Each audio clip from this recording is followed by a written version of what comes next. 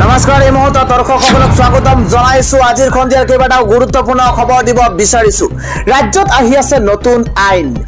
অসম চুক্তিৰ 6 নম্বৰ দফাতকৈ অধিক শক্তিশালী হ'ব এই নতুন আইনখন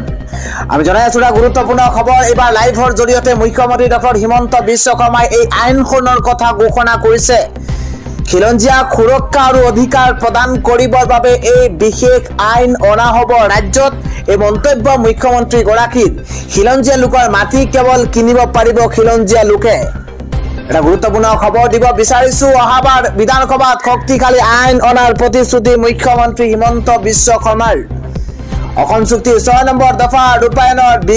বিপ্লৱ শৰ্মাৰ প্ৰতিবেদনতকৈ শক্তিশালী হ'ব নতুন আইন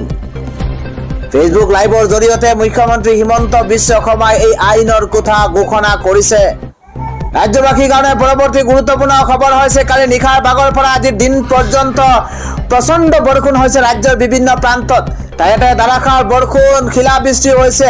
আৰু আজি নিশা বতৰ বিজ্ঞান কেন্দ্ৰৰ জনোৱা মতে প্ৰচণ্ড ধুমুহাৰ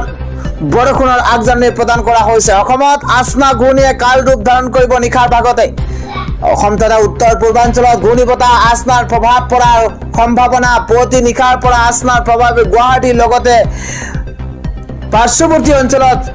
বিস্তৰ ক্ষতিসাধন কৰিছে সমগ্ৰ ৰাজ্যতে আজি নিশালৈ আসনা ঘূৰ্ণীৰ কাল ৰূপ ধাৰণ কৰাৰ সম্ভাৱনা আছে সন্ত্ৰাস চলাব পাৰে আসনা ঘূৰ্ণীয়ে আজি নিশালৈ ৰাজ্যত সৃষ্টি হ'ব পাৰে ভয়াৱহ পৰিস্থিতিৰ আৰু 250 কিলোমিটাৰ গতিবেগেৰে গুজৰাটত সন্ত্ৰাস সৃষ্টি কৰিছে আসনা ঘূৰ্ণীয়ে 80 বছৰ পিছতে এই খুন্দা মাৰিব মহাপ্ৰলয়ে ইতিমধ্যে গুজৰাটৰ উপকূলীয় অঞ্চলত বানেও কিছু ঠাইত সন্ত্ৰাস চলাইছে আৰু উপকূলীয় অঞ্চলত সন্ত্ৰাস সৃষ্টি কৰিছে আসনাই যিকোনো সময়তে খলনি হ'ব পাৰে বতৰ আপুনি সাৱধান হওক সতৰ্ক হওক নিশাৰ ভাগত যদি আপোনাৰ জৰুৰী কাম নাথাকে তেন্তে বাহিৰলৈ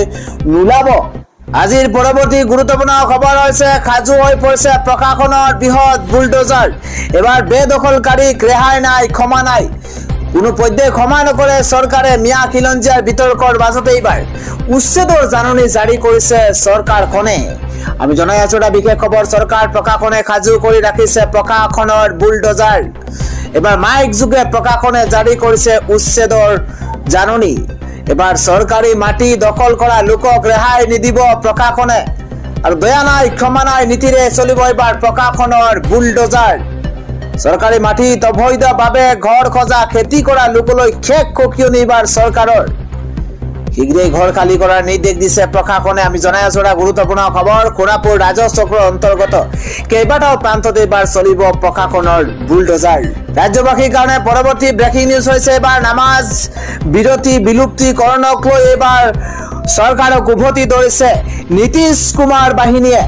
আমি জনাই আছো এটা বিশেষ খবৰ নামাজ বিৰতি বিলুপ্তিকৰণক লৈ এবাৰ মুখ্যমন্ত্ৰীক জোৰদাৰ সমালোচনা এনডিএ বাহিনী এনডিএ নীতিশ কুমাৰ বাহিনীয়ে এবাৰ জোৰদাৰ সমালোচনা কৰিছে এনডিএ দুই সহযোগী দলে সমৰ্থন নকৰিলে নামাজ বিৰতিৰ বিলুপ্তিৰ সিদ্ধান্তক হিমন্ত বিশ্ব শৰ্মাক সংবিধান পঢ়াৰ উপদেশ দিছে নীতিশ কুমাৰৰ জেডিইউয়ে আৰু সকলো ধৰ্মৰ লোকৰে ৰীতি নীতি বজাই ৰখাৰ অধিকাৰ আছে বুলি মন্তব্য এবাৰ নীতিশ কুমাৰৰ কাৰো ধৰ্মীয় পৰম্পৰাক আঘাত কৰাৰ আমাৰ কোনো অধিকাৰ নাই বুলি মন্তব্য মুখ্যমন্ত্ৰী হিমন্ত বিশ্ব শৰ্মাক কঠোৰ সমালোচনা কৰিছে জেডিইউৰ মুখপাত্ৰ নীৰজ কুমাৰে ইফালে নামাজ বিৰতিৰ বিলুপ্তিৰ বিৰোধিতা কৰিছে চিৰাগ পাছৱানৰ এলজেপিয়ে আৰু নামাজৰ এটা বিশ্বাসৰ বিষয় এনে সিদ্ধান্ত গ্ৰহণ কৰা অনুচিত আৰু এলজেপিৰ সভাপতি ৰাজু তিৱাৰীৰ সমালোচনাৰ সন্মুখীন হৈছে এবাৰ মুখ্যমন্ত্ৰী হিমন্ত বিশ্ব শৰ্মা